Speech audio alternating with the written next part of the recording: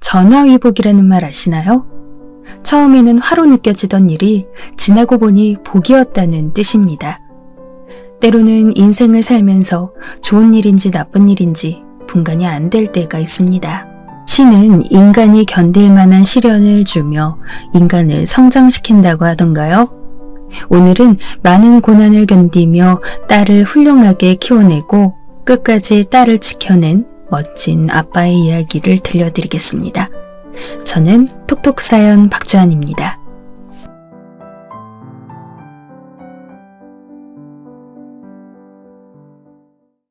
안녕하세요. 저는 막 60에 접어든 대한민국 남자입니다. 저는 보수적인 산골 마을에서 태어났습니다. 저희 부모님은 농사를 지으셨어요. 제가 살던 집 뒤뜰에는 큰 은행나무가 있었고 아버지는 소를 몇 마리 데리고 벼농사를 지어 생계를 꾸리셨죠. 젊은 시절에 면사무소에서 근무하시다가 그만두시고 가업이었던 농사를 이으셨다고 하는데 저는 5남매 중 둘째로 위로 누나가 있었기에 장남으로 집안의 기대를 받으며 자랐습니다. 공부를 곧잘 했기 때문에 고등학교까지 무사히 마쳤고 학력고사 성적이 좋아 인근 큰 도시의 국립대 경영학과를 가게 되었습니다. 사실은 서울의 유명한 사립대 경영학과도 갈 수 있는 성적이었지만 부모님께서 동생들도 많은데 서울 보내기는 형편이 힘들다 하셔서 어느 정도 타협을 하게 된 것이죠. 그렇게 국립대 경영학과를 졸업하고 저는 고향 부근 1시간 정도 거리에 있는 은행에 취직하게 되었어요. 막 사회 초년생이었던 시기 새내기 은행원이었던 저는 업무를 실수해 허둥대기도 하고 부모님을 떠나 지내는 타지 생활이 힘들기도 하여 취직하고 1년 동안은 굉장히 마음이 불안정했어요. 그런데 그런 저를 살뜰히 챙겨주는 계약직 여직원이 있었습니다. 비록 고졸로 은행 창구 일을 하는 친구였지만 항상 깔끔한 옷차림에 성실하고 부지런한 직원이었어요. 아침마다 저에게 미소 지으며 인사하는 그 친구를 보며 저는 점차 호감을 갖게 됐죠. 자판기 커피를 함께 마시며 이것저것 물으니 시골에 형제가 많다 보니 고등학교 졸업하고 은행에 취직하게 되었다고 했습니다. 저희 때는 여자들이 대학까지 마치는 경우는 흔치 않기도 했고요. 저는 그 아가씨와 결국 연애하고 부모님의 반대를 무릅쓰고 결혼하여 이듬해 예쁜 딸을 낳았습니다. 아내는 아기를 낳고 일을 그만두었는데 아기 낳을 때 피를 많이 흘려서 수혈받은지라 산후조리를 한다고 했지만 항상 피곤해하고 기력이 없어 했습니다. 저는 아내가 잘 쉴 수 있도록 보살폈지만 결국은 신장에 이상이 생겨 아내는 그 힘들다는 투석을 하게 되었죠. 저는 은행 일을 하면서 아내를 열심히 보살폈지만 아내는 제때 신장을 이식받지 못해서 결국은 제 딸아이가 8살밖에 안 되었을 무렵 하늘의 별이 되고 말았습니다. 세월이 많이 지난 일이라 지금은 이렇게 담담하게 말하지만 그 당시에는 정말 하늘이 무너지는 것 같더군요. 황망하게 아내의 장례식을 치르는데 저도 그냥 아내를 따라 관에 들어가서 뚜껑을 닫아버리고 싶었어요. 아마 그때 제 옷자락을 쥐고 울던 딸아이가 없었다면 저는 제정신을 유지하지 못하고 우울증에 시달리다가 극단적인 선택을 했을 겁니다. 그렇게 황망함을 안고 다시 돌아가게 된 일상에서 하루하루 저는 깊은 슬픔과 절망을 느꼈지만 그 안에서 언뜻 딸아이의 천진난만한 미소를 보며 견디고 살았던 것 같습니다. 초등학교를 다니던 딸아이에게 먼저 간 아내의 몫까지 내가 엄마 아빠 몫을 다 해주리라, 우리 아이가 그늘이 없게 내가 잘 키우리라 하고 매일 아침마다 화장실 거울을 보면서 주문을 외우듯이 스스로에게 세뇌를 했던 것 같아요. 제법 커서 죽음이라는 것을 알게 된 딸아이가 아빠, 엄마는 하늘나라에 잘 계시겠지? 엄마가 가끔 너무 보고 싶어. 라고 말할 때마다 저는 눈물을 속으로 삼키면서 우리가 열심히 살다가 나중에 하늘나라 가게 되면 엄마가 우리를 만나러 나와 있을 거야. 지금도 엄마는 우리를 보고 있단다. 라고 말하면서 딸아이를 꼭 안아주었습니다. 그럴 때면 딸은 숨 막힌다면서 절 타박하곤 했죠. 저는 하나밖에 없는 딸이기에 옛말 그대로 불면 날아갈까 쥐면 꺼질까 딸의 일이라면 만사 제쳐놓고 달려가는 딸바보 아빠로 살았습니다. 다행히 딸은 엄마의 부재에도 밝고 건강하게 쑥쑥 잘 커주었어요. 열심히 딸을 키우면서 저도 은행에서 점점 직급이 올라갔어요. 딸이 고등학생일 무렵 저는 부지점장을 달게 되었죠. 딸은 어릴 때부터 책을 많이 읽어서인지 공부를 잘했습니다. 가끔 엄마와 팔짱 끼고 옷 사러 가거나 목욕탕 가는 친구들을 볼 때면 한참을 물끄러미 바라보면서 쓸쓸한 표정을 짓다가도 제가 걱정하는 게 느껴지면 자신은 아빠랑 데이트하면 된다고 웃으며 씩씩하게 말하는 속 깊고 야무진 딸이었습니다. 어느덧 세월이 흘러 딸은 고3이 되었어요. 다행히 성적도 나쁘지 않았고 수능을 잘 봐 딸은 서울에 있는 이름대며 나는 대학에 진학했습니다. 아빠, 내가 학교 열심히 다니고 졸업해서 꼭 교사 될게요. 엄마 없이 나 키우느라 정말 고생 많았어요. 사랑해요. 저는 딸이 너무 고맙고 예뻤어요. 처음 며칠은 딸을 떠나보내고 너무너무 외로웠지만 시간이 지나니 오히려 제 시간이 많아지고 홀가분했죠. 가끔 전화하면 딸은 서울이라는 큰 도시를 즐기면서 새로운 세상에서 많은 것을 보고 배우고 있다고 잔뜩 신나는 목소리였습니다. 그리고 방학만 되면 신나서 제 선물을 이것저것 사들고 내려오곤 했죠. 그렇게 딸이 대학에 입학하고 3학년을 마친 때였어요. 어느 날 딸에게 전화가 왔습니다. 여보세요? 딸내미 잘 있어? 별일 없지? 불길하게도 수학이 넘어 딸은 대답이 없었습니다. 그러고 보니 요즘 좀 전화가 뜸했던 것 같다는 생각이 머리를 스치고 지나가더군요. 여보세요? 미나야, 듣고 있어? 한참 만에 들려온 딸의 목소리는 잔뜩 가라앉아 있었고 갈라져 있었습니다. 아빠 보고 싶어. 서울로 지금 좀 오실 수 있어요? 저는 뭔지 모를 불길한 예감들을 떨치며 그 길로 차를 몰고 4시간이나 되는 거리를 달려 딸의 자취방으로 갔습니다. 가는 동안 여러 가지 잡생각과 걱정이 몰아쳤지만 지금은 그저 어쨌든 큰일이 있었다면 멀쩡히 전화하지 못했을 거라고, 최소한 어디 크게 다친 건 아닐 거라며 위로했어요. 불길한 예감을 뒤로하고 급한 마음으로 딸이 살고 있는 원룸 건물로 들어서 딸의 집 초인종을 눌렀습니다. 딸은 학교 앞 신축 풀옵션 원룸에 살고 있었어요. 8평 정도 되는 집이었죠. 끼익, 무거운 소리를 내며 현관문이 열렸습니다. 미나야, 무슨 일이냐, 어? 딸은 하루 종일 울어서 퉁퉁 부은 것이 분명한 얼굴로 저에게 애써 미소 지었어요. 아빠, 잘 지냈어요? 내가 내려갔어야 했는데 미안해요. 들어오세요. 오랜만에 방문한 딸의 자취방에는 현관에 남자 신발이 한두 켤레 나뒹굴고 있었고 옷장에도 남자 점퍼 같은 옷이 걸려있고 어딘가 제 딸의 집 같지 않은 남자 물건들이 보였어요. 전 순간 머릿속이 하얗게 됐어요. 너무 말도 안 되는 상황을 접하니 생각 회로가 끊겨버린 듯 했죠. 한참을 넋나간 사람같이 앉아있던 저는 딸이 가져다 준 물 한 잔을 다 비우고 딸에게 다그쳐 물었습니다. 무슨 일이 있길래 그렇게 다급한 목소리로 전화했냐고 말이죠. 딸은 잠시 숨을 고르더니 살짝 손을 떨면서 말을 시작하더군요. 딸이 막 대학 신입생으로 들어왔을 때 지방에서 처음 서울살이를 하는 터라 너무 외롭기도 하고 또 같은 과 친구들이 자신을 촌뜨기로 볼까봐 한동안은 서울말로 연습하는 등 사람들과 어울리는 일이 쉽지 않아 외로웠다고 해요. 그래서 딸은 중앙 동아리라도 들자 하면서 게임 동아리를 들었는데 거기서 컴퓨터 게임을 이것저것 많이 하게 되었다고 합니다. 원래도 좀 이과 성향이라 게임하면서 스트레스가 많이 풀리더래요. 그렇게 게임을 취미로 많이 하다 보니 학교 동아리 말고도 온라인으로 같이 게임하다가 사람들을 만나는 정보도 하게 되고 정모를 나가보니 게임이라는 공통 취미 때문에 즐거워서 술자리도 하게 되곤 했다고 해요. 그러다 거기서 한 남자를 만나게 되었다고 합니다. 그 남자는 자신을 소개하기를 건축학과 나와서 회사 다니고 있다고 소개했다고 해요. 키도 크고 눈썹이 진한 훈남 외모의 그 청년에게 제 딸은 호감을 느꼈대요. 나와 다르게 뭔가 세련된 사람 같다는 생각을 하면서요. 몇 번을 만나 게임도 하고 같이 맥주도 마시고 하면서 제 딸은 더욱 그 사람과 친밀해졌습니다. 함께 맛있는 것을 먹고 하다 보니 서로 연애하기로 얘기가 됐고 계속 밖에서 만나다 보니 그 사람을 자취방에도 들이게 됐다고 해요.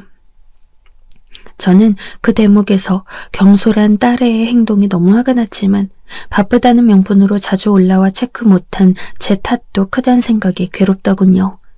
그 사람은 회사 일을 하다가 한 번씩 피곤하다고 와서 자고 가기도 하고 일요일에 딸의 집에서 간식을 만들어 먹기도 했다고 합니다. 그때는 세상을 다 가진 것처럼 바보같이 그 사람에게 빠져서 지냈다고 딸은 울면서 이야기하더군요. 그런데 그렇게 지내던 어느 날 우연히 화장실 간 그 사람 핸드폰에 전화가 오는데 전화를 전해주려다가 딸은 그만 실수로 통화 버튼을 눌렀다고 합니다. 여보, 오늘 언제 온다고 했지? 저녁 해야 돼? 수화기 너머로 다정한 여자의 목소리가 들렸다고 해요. 그리고 확실치는 않지만 아기 웅얼거리는 소리도요. 딸아이는 너무 충격받아서 그만 핸드폰을 떨어뜨리고 말았대요. 그리고 화장실을 나온 그 사람에게 따져 물었답니다. 오빠, 방금 전화 오던데 누구야? 저녁 해야 되냐고 묻던데. 부탁인데 솔직하게 말해줬으면 좋겠어. 남자는 자신을 뚫어져라 노려보며 추궁하는 제 딸의 눈을 보면서 자신이 사실은 유부남이라고 고백했다 하더군요. 삶이 너무 지쳐 게임 정모라도 나가면 활력이 생길 것 같아서 나갔는데 너에게 반해버렸다고. 그래서 유부남이라고 하면 상대 안 해줄까봐 이런 일을 저질렀다고요. 딸은 소리를 지르며 그 남자를 당장 나가라고 소리 지르며 그 남자를 쫓아내고 이별을 고했다고 합니다. 딸의 인생의 첫 연애이자 첫 이별이었죠. 그리고 그 후로 입맛도 없고 구역질도 나는 것 같아서 한동안 식음을 전폐하다가 이상하게 그 후에는 또 입맛이 돌아서 내가 실현당하고 이제 다시 회복하나 봐 하면서 입맛 돋는 대로 먹고 싶은 것을 마음껏 먹었다고 해요. 그러다 보니 살이 5kg 이상 단기간에 확 붙으면서 뭔가 나른하고 모든 일에 기력이 딸리는 느낌이 들었다고 합니다. 특히 뱃살이 너무 쪄서 바지도 맞지 않고 불편해서 같은 과 친구가 효과 좋았다고 하던 다이어트 약을 처방해준다는 병원을 방문했는데 의사는 이런저런 증상 등을 듣더니 고개를 갸웃하고는 일단 소변 검사를 해보자고 했대요. 염증 수치 같은 것을 체크해봐야 한다고요. 딸은 그렇게 소변 검사하고 임신이라는 청천벽력 같은 소리를 들었다고 합니다. 여자였던 의사 선생님은 임신이고 입덧 증상이 있던 걸로 보아 개월이 좀 된 것 같으니 어서 산부인과를 가서 정확히 몇 주나 되었는지 확인해 보라고 생리 주기 체크 안 하냐고 자기 일처럼 안타까워 하셨다고 해요. 제 딸은 고등학교 때 입시 준비를 하면서 생리불순이 심해 굉장히 불규칙하게 생리를 했었거든요. 제 아내도 그랬기 때문에 저도 석류다 뭐다 좋다는 걸 챙겨 먹였고요. 그런데 그 불규칙한 주기 때문에 딸은 자신이 임신했다는 것도 모른 채 몇 개월을 지내왔다는 겁니다. 마침 입덧으로 살이 쪄서 난생 처음 뱃살이 찌니 불편한가 보다라고 배가 조금 나온 것도 별스럽지 않게 여겼던 거예요. 저는 기가 차서 할 말이 없었습니다. 뱃살이 찐 것과 임신한 것을 헷갈리다니. 아무튼 정신이 번쩍 든 딸은 그 길로 허둥지둥 산부인과를 찾아갔다고 합니다. 그리고 임신 3개월이라는 진단을 받았는데 그 남자의 아이가 틀림없어서 정말 싫었지만 어쩔 수 없이 그 사람과 연락했다고 합니다. 사실 아이 낳을 수 없으니 지우겠다는 얘기를 하려고 전화한 건데 그 사람은 제 딸에게 그동안 보고 싶었다며 한 번만 만나서 우리 이야기 다시 하자고 제 딸을 설득했대요. 당연히 매몰차게 네가 임신이든 말든 내 애는 맞냐는 식의 온갖 막장 드라마 같은 반응을 생각했던 제 딸은 그래도 완전 나쁜 놈은 아니었구나, 날 걱정하고 있구나 하는 생각에 순간 마음이 약해져서 그놈을 만나러 커피숍을 갔다고 합니다. 그렇게 다시 만나게 된 그날, 그 남자는 자신이 이혼할 테니 기다려달라고, 절대 아이를 지우지 않았으면 좋겠다고 무릎 꿇고 애원했다고 해요. 제 딸은 이미 3개월이면 작은 개월수가 아닌데 어떻게 해야 할지 갈피가 서질 않아서 오랫동안 고민을 했다고 합니다. 처음에는 이 남자도 아이도 얼른 정리해버리고 다시 대학 공부에 매진하자는 쪽으로 기울였지만 초음파로 아기의 모습이 형체를 갖춰나가는 걸 보고 심장 소리를 듣자 차마 중절 수술을 할 수 없었다고 합니다. 여기까지 이야기를 하던 딸은 저를 보면서 말하더군요. 아빠, 그 사람은 지금 이혼 절차를 밟고 있어. 난 아기 때문이라도 그 사람과 결혼하려고 하는데 아빠가 허락해 주셨으면 해요. 미나야. 저는 딸이 막상 솔직하게 자신의 사정을 다 이야기하고 그 남자와 결혼을 해야겠다고 하니까 막막하고 또 막막했습니다. 유부남이었는데 바람을 핀 놈하고 아이를 가져서 임신을 하다니 보나마나 이상한 놈일 게 뻔한데 그렇다고 멀쩡히 뱃속에서 잘 자라고 있는 생명을 없애라고 할 수도 없는 노릇이고 정말 인생 살면서 어려운 일이 한두 가지가 아닌데 그중 제일 어려운 일이 자식 문제구나 하는 생각이 들었습니다. 결국 전 딸아이에게 그놈을 한번 인사시키라고 말하고 말았죠.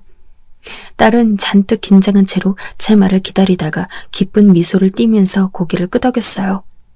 그리고 며칠 후 저는 한정식 집에서 문제의 그놈을 만났습니다.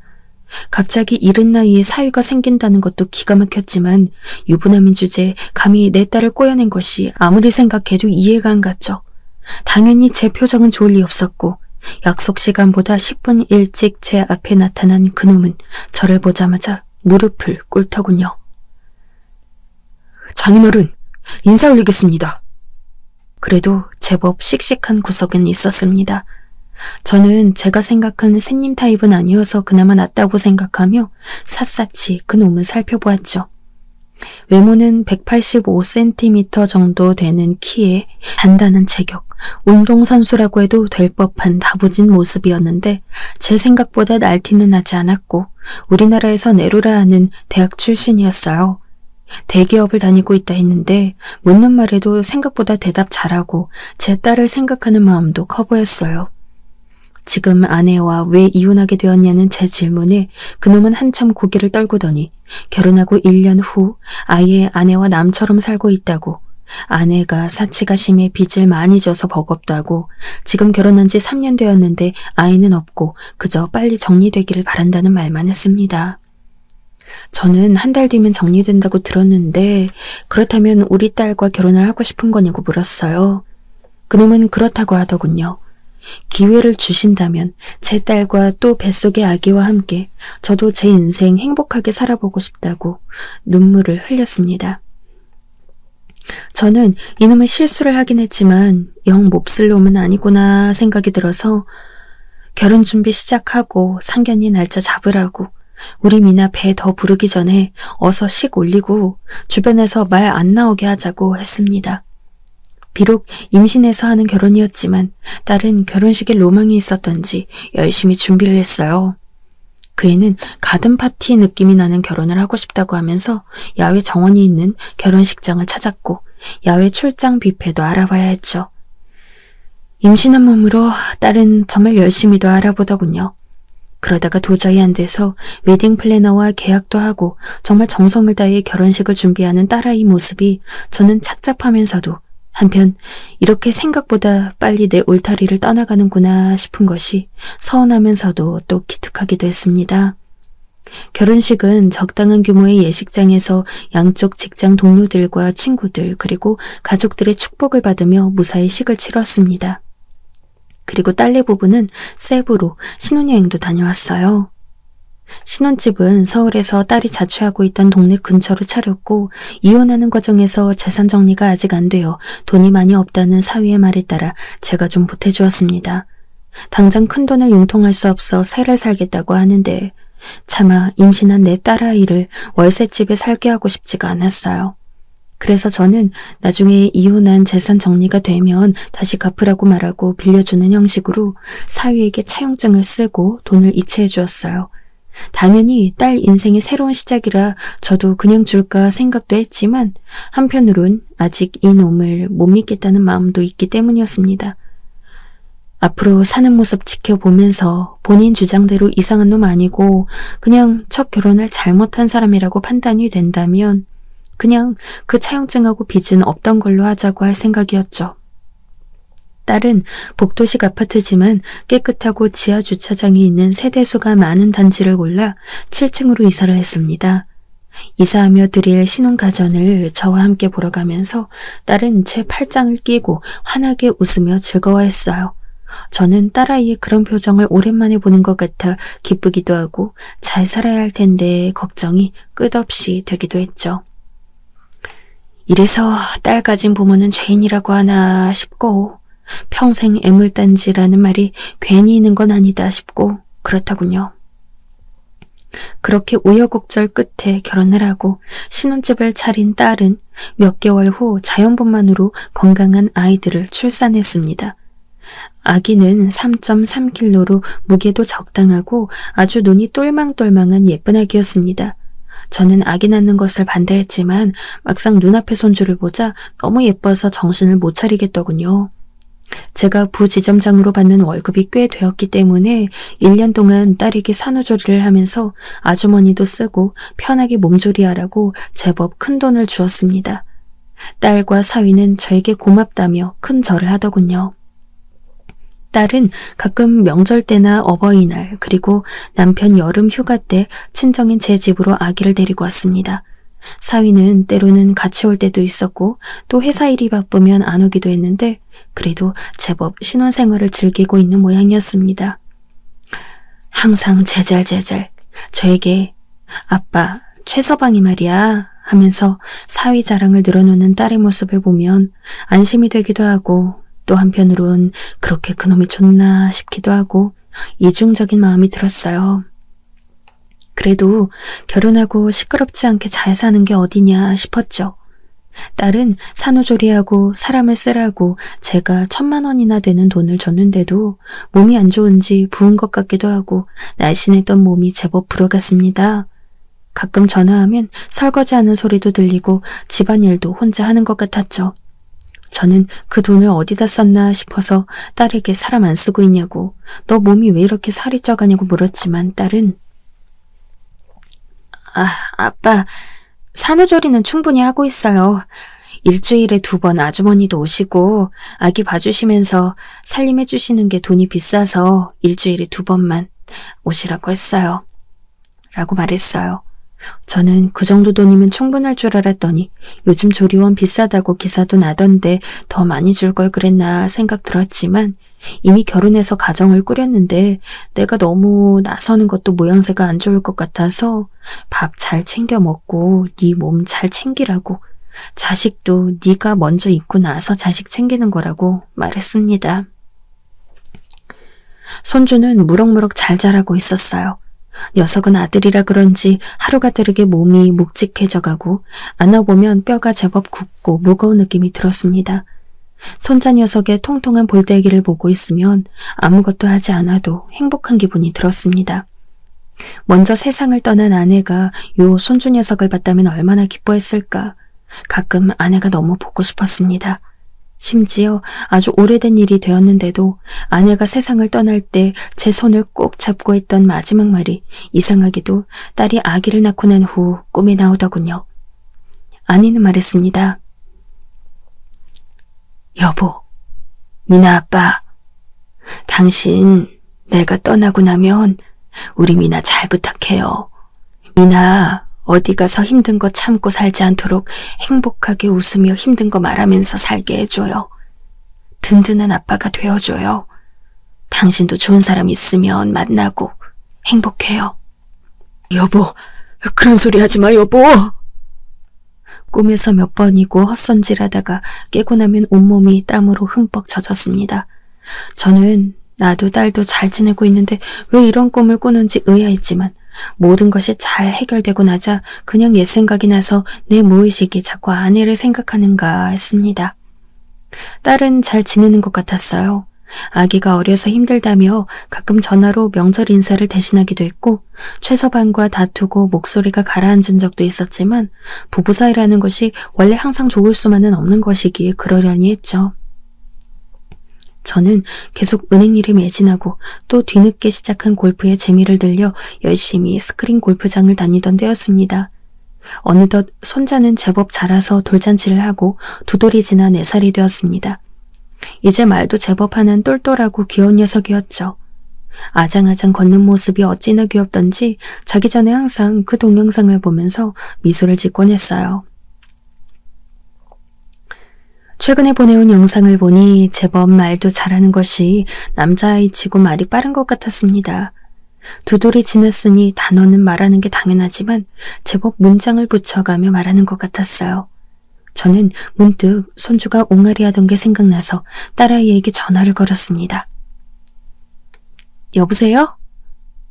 미나야, 잘 있지? 이번 주 주말에 별일 없으면 집에 좀 내려와라. 수호 애교 좀 보고 싶구나. 이제 말도 제법 하지? 네, 알겠어요, 아빠. 최서방하고 같이 갈게요. 어쩐지 수화기 속에 딸의 목소리가 힘없이 들렸어요. 그 부분이 마음에 걸렸지만 어차피 며칠 뒤에 볼 건데 별일 아닐 거라 생각하며 저는 집으로 퇴근하는 길에 평소 좋아하던 김치찌개 집에 들러 찌개를 하나 포장하고 오랜만에 김치찌개 먹을 생각에 콧노래를 부르며 집으로 향했습니다. 사실 저는 김치찌개를 굉장히 좋아하는데 아내가 해주던 그 맛을 찾지 못해 아내가 죽고 나서는 잘 먹지 않았거든요. 그런데 최근에 아내가 해준 맛과 비슷한 가게를 찾아서 굉장히 기분이 좋았습니다. 흥얼거리며 엘리베이터를 타고 집으로 와서 현관문을 열었을 때 저는 깜짝 놀랐습니다. 집에 불이 환히 켜져 있고 손주 녀석이 글쎄 제 집 거실을 걸어다니고 있지 뭡니까? 딸아이는 소파에 우두커니 앉아 있고요. 아니, 미나야, 주말에 오기로 하지 않았니? 무슨 일이냐? 아빠, 최서방이 마침 출장을 간다고 해서 아빠 전화 오니까 아빠가 보고 싶기도 하고. 아이고, 최서방 차 타고 오지.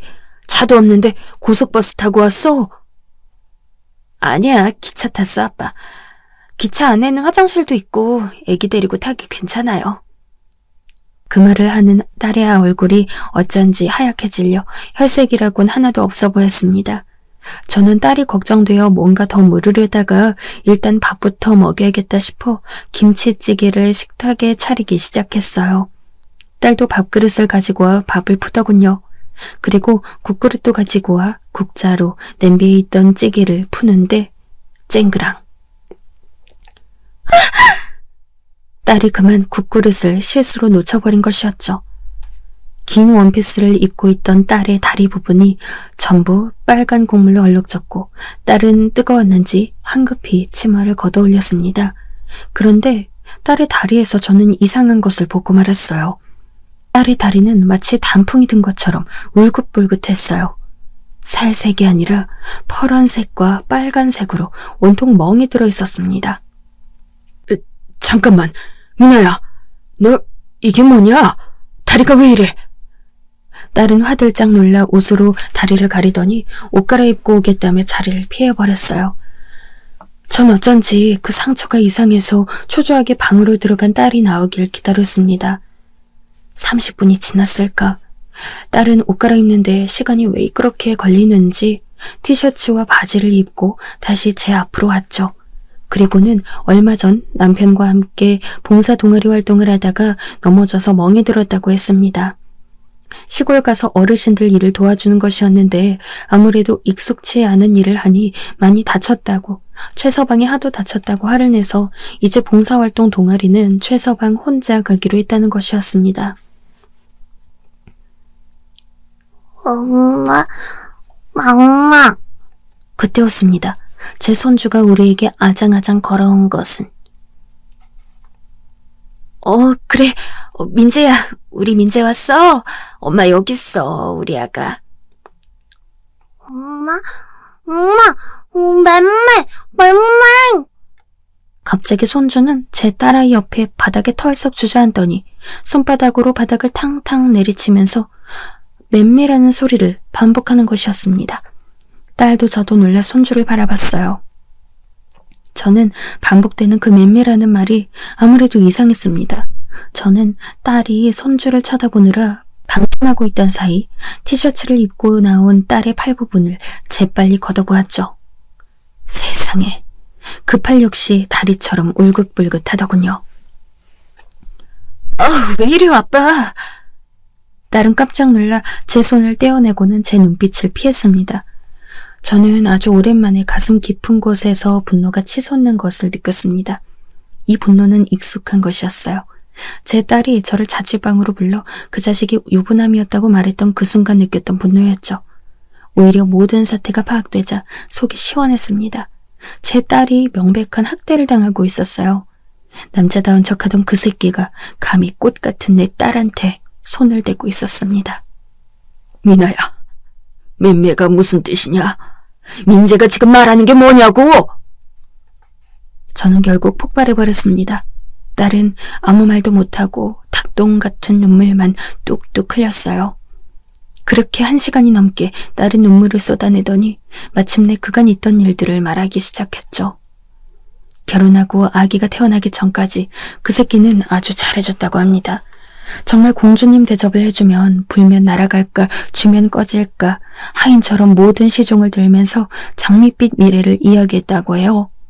그런데 아기가 태어나면서 친정에서 1,000만 원을 주시는데 그 돈으로 산후조리와 아줌마 쓰는데 쓰려고 한다고 했더니 갑자기 그때부터 조금 이상한 시비를 걸었다고 합니다. 네가 재벌도 아닌데 무슨 아줌마를 쓰냐는 둥. 그 돈이면 우리 5달 생활비는 되는데 조리원을 그렇게 꼭 비싼 데를 가야 되고 사람까지 써야 되냐고. 너 집에서 놀고 있는데 몸 추스르면서 애기 보면 안 되냐고 딸을 꼬드기기 시작했대요. 그러고는 내가 그 돈 4-5배 불려줄 테니 우리 그 돈으로 주식하자고, 몇 달만 그 돈 굴려서 내가 돈 더 불려서 너한테 준다고 계속 얘기했다고 해요. 그래서 딸은 하도 시달려 나중에 그 돈을 결국 줘버렸다고 해요.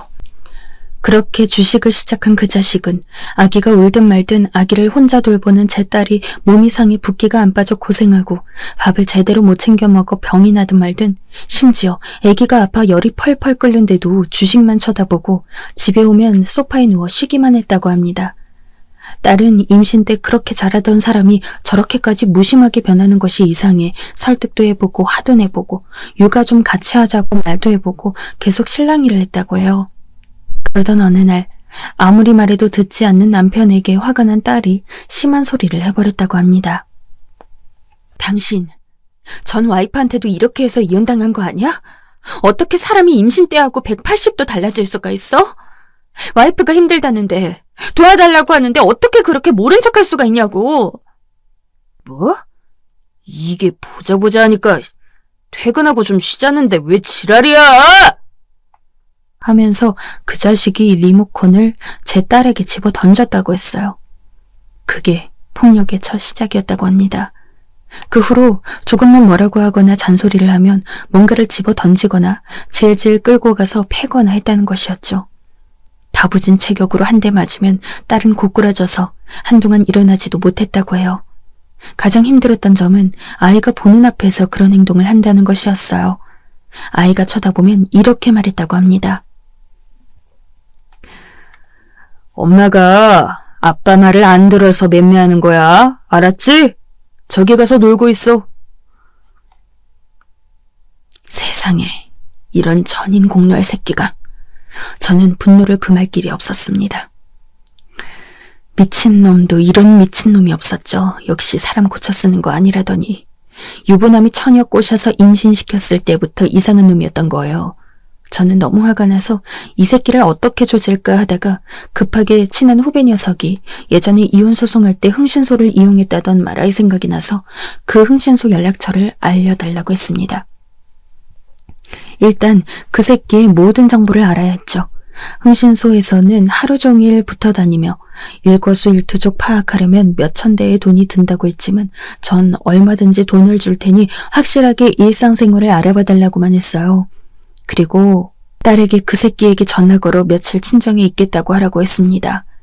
오늘도 다투다가 몇 대 때려서 온 것이라고 하니 그렇게 연락 남겨두고 한동안 이 집에서 아기와 함께 지내라고요. 그리고 2달이 지났으니 아기는 이제 혼자 끼고 있지 말고 어린이집에 보내라는 말도 했죠. 딸은 그동안 아이는 엄마가 돌봐야 한다는 그 자식의 말을 들으며 혼자 손자를 돌보고 있었거든요. 다음날 저는 회사는 반차를 쓰고 딸아이와 함께 어린이집을 알아보러 갔습니다. 다행히 집 근처에 좋은 조건의 어린이집이 있어 손자를 보내기로 했죠. 그리고 백화점에 들러서 아기를 낳고 관리를 못해 살이 찌고 자신감도 없어진 제 딸을 위해서 예쁜 옷과 가방, 신발을 사주고 운동도 끊어주었습니다. 그리고 가사일 도와주시는 아주머니를 구해 딸과 제가 먹을 것을 신경 써서 해주시고 아기도 좀 봐주시길 부탁드렸죠. 혼자 살던 때부터 돈이 몇 배로 들겠지만 저는 제 딸이 그런 쓰레기 같은 대우받고 스스로를 탓하고 못나지는 걸 참을 수가 없었습니다. 제 집에서만큼은 예전 제가 키울 때처럼 당당하고 자신을 사랑하는 딸로 돌아오기를 원했죠. 그렇게 1달여의 시간이 지났습니다.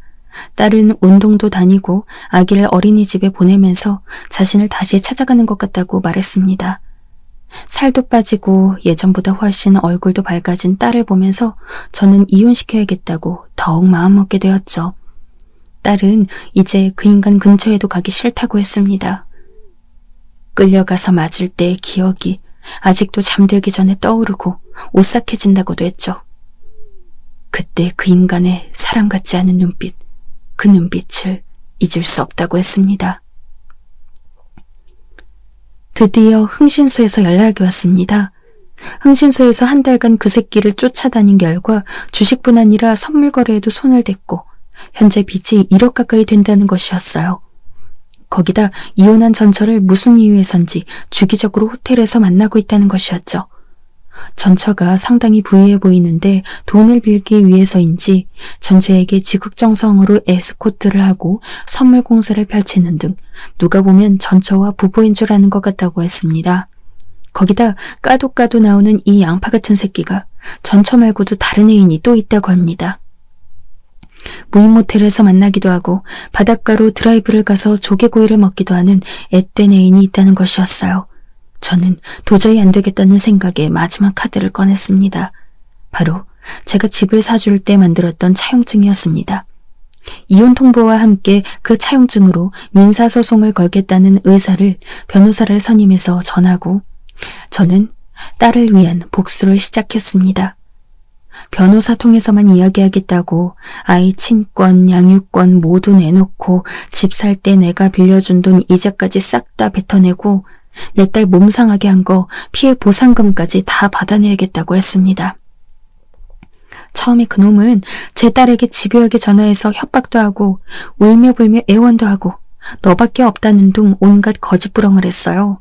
그러나 제 딸은 그놈과 말 한마디 제대로 섞지 않고 그냥 전화를 끊어버렸죠. 그리고 나중에는 아예 폰번호를 바꿔버렸습니다. 저는 그놈 집 주소로 제가 가지고 있는 모든 사진의 복사본을 보냈어요. 전처와 만나는 것을 알고 있다는 것과 다른 애인의 존재, 그리고 주식으로 인해 진 빚까지 모든 것을요. 최후의 발악인지 그놈이 결국 제 집에까지 왔더군요. 어느 목요일 저녁이었습니다. 술을 잔뜩 먹고 찾아온 그놈에게 제 딸은 말했죠. 여기까지 올 염치가 있나 보지? 이제 그만 내 인생에서 꺼져. 미나야, 그러지 말고, 미나야, 나 너 사랑해, 너는 전처도 사랑하고 네 어린 애인도 사랑하잖아. 돈이나 내놓고 이제 그만 내 인생에서 나가. 저 팰 땐 언제고 사랑? 미친 새끼. 어서 내 눈앞에서 사라져. 끔찍하니까. 딸은 그 자식 뺨을 한 대 후려치더니 그 길로 내쫓아버렸어요. 그리고 그놈은 시간을 끌다가 결국 변호사 선임할 돈도 없고 너무 유책 사유가 많았기 때문에 자신이 불리하다는 걸 깨닫자 친권, 양육권 모든 것을 내놓고 제 딸 인생에서 사라졌습니다.